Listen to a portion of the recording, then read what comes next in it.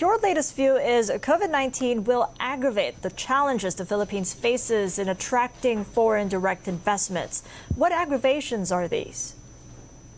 So, as we saw in 2019, FDI really dropped quite sharply, and a lot of that was around policy uncertainty, as well as just a weaker outlook for the global economy. What COVID-19 has done has not only disrupted investment plans for businesses, weakened businesses' balance sheets as well, but it's worsened the global economic outlook. So this isn't just a trend that we're seeing in the Philippines, it's a global trend. So the Philippines came into this pandemic with already a declining trend in foreign investments. FDI inflows in 2019 dropped 23.1%. Just recall for us why this had been the case when our regional peers benefited from investors looking for alternative locations because of the U.S.-China trade war. Yeah, so the US-China trade war definitely sparked somewhat of a realignment of manufacturing supply chains, and we were looking into countries which had positioned well for that. Vietnam was definitely one of those, and what we saw with these is a strong incentive for businesses to set up their logistics were improved, and there'd been a lot of reform in the years leading up to 2019, which had already sort of kick-started the FDI trend. What we've seen in the Philippines was some delays around the budget, which was going to be a strong driver of infrastructure projects. And then we also saw uncertainty around the second tax reform package, as well as PPP contracts as well.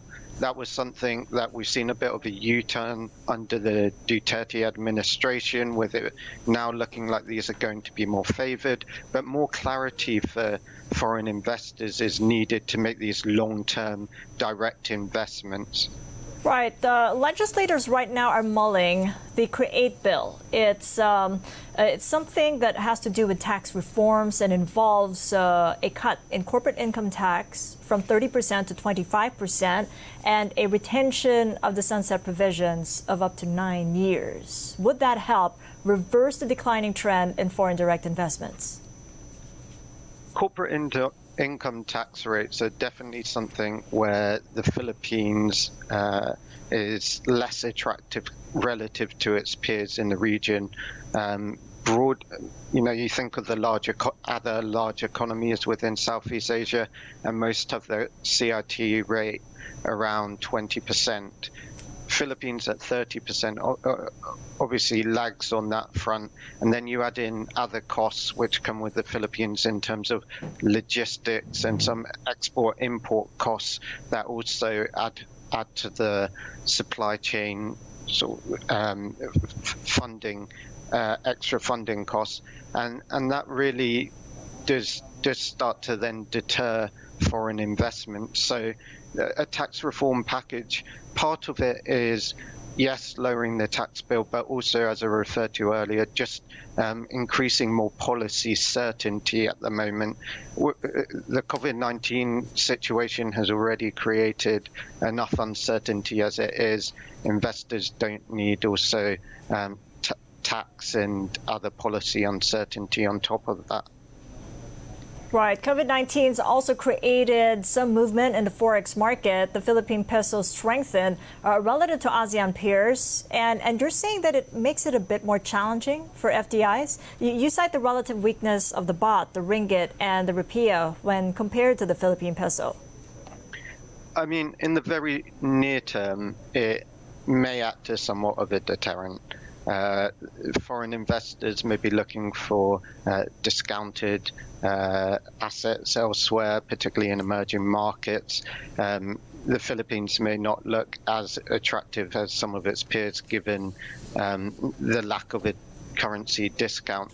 But over the longer term, the peso stability has been somewhat of a positive in terms of the Philippines' overall financial market stability, and that is something that over the coming years could prove a selling point in terms of investment into the Philippines.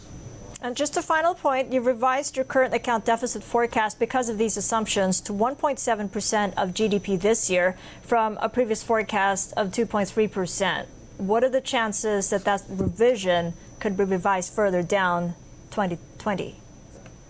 I think part of it is looking at the savings rate and the investment rate, and that fed through into where we see our current account going. Savings are definitely going to take a hit just because of the remittance flows being hit and just overall unemployment rising.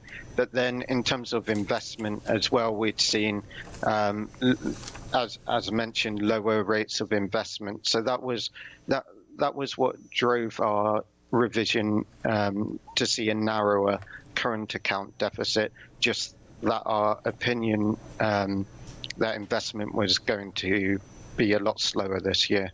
Understood. Well, thank you so much for the latest assessment there, Michael. You keep well. Michael Langham of Fitch Solutions in Singapore.